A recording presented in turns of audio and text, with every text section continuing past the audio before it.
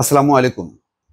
Israel হঠাৎ করেই ইরানে যে আক্রমণের সূচনা করেছিল বা যুদ্ধের সূচনা করেছিল, তার কিন্তু কোনো পূর্বাভাস পাওয়া যায়নি বা পূর্ব ঘোষণা ছিল না। হঠাৎ করেই আক্রমণ, এবং সেই আক্রমণ এত নিখুঁত পরিকল্পিত ছিল, যার উদ্দেশ্য ছিল যাতে কোনোভাবেই ইরান আধুনিক কোনো আহ, যন্ত্রপাতি তৈরি করতে না পারে, যুদ্ধাস্ত্র তৈরি করতে না পারে, পারমাণবিক বোমা তৈরি করতে না পারে, বা পরমাণু অস্ত্র কোনো কিছু তৈরি করতে না পারে। সেই জন্য তাদের টার্গেট ছিল দুইটা।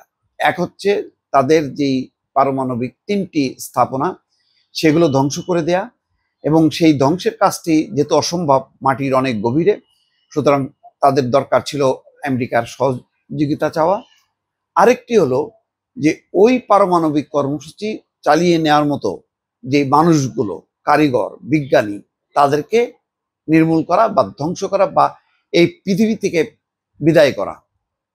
সেই কাজে বরং বলবো যে পারমাণবিক কর্মসূচি বা স্থাপনা কতখানি ধ্বংস করতে পেরেছে সেটা নিয়ে বিতর্ক আছে, এবং বিভিন্ন রিপোর্ট বলছে, বিভিন্ন গণমাধ্যম বলছে, মার্কিন গণমাধ্যম, মার্কিন গোয়েন্দা তথ্য, যে শেষ করতে পারেনি বা ধ্বংস হয়নি।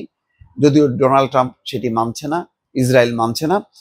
কিন্তু একটা কথা সত্য, সেটি হচ্ছে যে ইরানি বিজ্ঞানী, অনেক বিজ্ঞানী মারা গেছে, যার সংখ্যা বলা হচ্ছে যে 12 দিনের সংঘাতে 14 ইরানি বিজ্ঞানীকে হত্যার দাবি ইসরায়েলের। এটাই সবচেয়ে বড় কি বলে শঙ্কার দিক।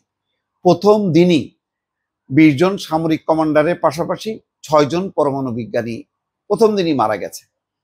এরপর যে বিজ্ঞানীরা ছিল, তাদের কেন নিরাপত্তাটা খুব দ্রুত নিশ্চিত হলো না বা তারা নিশ্চিত করতে পারলো না, এটা একটা খুবই দুঃখজনক ঘটনা, এবং এটি আমি মনে করি যে চরমভাবে একটা ব্যর্থতা, যে 12 দিনে 14 ইরানি বিজ্ঞানীকে তারা নিঃশেষ করে ফেলছে। ইসরায়েলের সামরিক এবং গোয়েন্দা অভিযানে গত 13 জুন থেকে 14 জন ইরানি বিজ্ঞানী নিহত হয়েছে বলে দাবি করেছে তেল আবিব। সেই অর্থে কিন্তু তেল আবিব বা ইসরায়েল কিন্তু সফল, যে তারা বলছে এখন যে এই বিজ্ঞানীগুলো হচ্ছে টপ বিজ্ঞানী। এখন যদি ওদের পারমাণবিক কর্মসূচি অক্ষতও থাকে, সেগুলো পরিচালনা করার মতন কোনো মানুষ নাই। অর্থাৎ মূল মূল যে কারিগরগুলো, তাদেরকে শেষ করে দেওয়া হয়েছে। একসময় বাংলাদেশে ওই যে রেশম শিল্প বা রেশমের শাড়ি যারা তৈরি করত, তাদের ব্রিটিশ আমলে বলা হতো যে তাদের কারিগরদের হাত কেটে দেওয়া হয়েছিল যাতে তারা তৈরি করতে না পারে। এটা জানি না এটা সত্য মিথ্যা, বা হয়তো সত্য, কিন্তু শেষ পর্যন্ত কি এটার কারণেই সেই সূক্ষ্ম সুতার কাজের যে শাড়ি, সেটি তৈরি যে শিল্প, সেটা ধ্বংস হয়েছিল কিনা। আর এটাও ঠিক যে এতজন বিজ্ঞানী হত্যা করার মধ্য দিয়ে এটা ঠিক যে বড় সংকটে পড়ে গেল। কারণ না, আপনি যত বড় রকেট বানান, যাই বানান না কেন, যদি পাইলট না থাকে, যদি ইঞ্জিনিয়ার না থাকে, তাহলে কোনো লাভ নেই। তো সেই কাজটি হয়তো ইসরায়েল অনেকখানি সফল হয়েছে। পুরোপুরি সফল হয়েছে কিনা সেটা ইরান বলতে পারবে, যে তাদের কি পরিমাণ বিজ্ঞানী আছে যে রিপ্লেস করতে পারবে। ইতিমধ্যে সামরিক বাহিনীর 2টি বাহিনীর প্রধানকে তারা শেষ করছে, সেগুলো রিপ্লেস করছে। নতুন যিনি দায়িত্ব নিয়েছেন তাকেও শেষ করছে, পরে সেটাও রিপ্লেস করছে। এইটা হয়তো সম্ভব, কিন্তু বিজ্ঞানী, পরমাণু বিজ্ঞানী, এটা খুবই টেকনিক্যাল বিষয়, সেটা পূরণ করা রাতারাতি এটা অসম্ভব। সেই অর্থে ইসরায়েল সফল।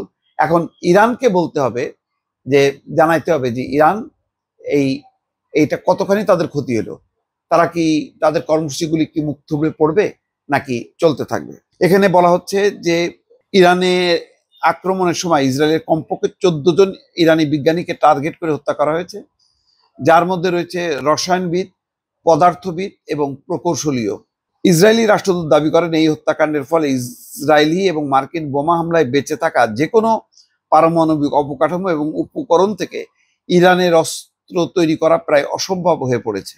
এপি জানায় বার্তা সংস্থা, জারকা সোমবার তাদের সঙ্গে কথা বলেছেন। এর আগে মঙ্গলবার ইরানের টেলিভিশন ইসরায়েলি হামলায় আরেক পরমাণু বিজ্ঞানী মোহাম্মদ রেজা সেদিকি সাবেরের মৃত্যুর খবর জানিয়েছে। এর আগে 14 জুন আক্রমণে বেঁচে গিয়েছিলেন তিনি, তবে ওই দিন 17 বছর ছেলে নিহত হয়। এই অবস্থায় বিশ্লেষকরা মনে করেন ইরানে আরো এমন অনেক বিজ্ঞানী রয়েছেন যারা ইসরায়েল এবং ইসরায়েলি গোয়েন্দা বাহিনীর টার্গেটে পরিণত হতে পারেন যে কোনো সময়। এখন সবচেয়ে বড় কথা হলো যে এত কিছুর পরেও ইরান যদি তার নিরাপত্তা নিশ্চিত করতে না পারে, তাহলে নিঃসন্দেহে একসময় ইরান আসলে পথ হারিয়ে ফেলবে অনেক দূর এগিয়ে এসেও। দর্শক ভালো থাকবেন, আল্লাহ হাফেজ।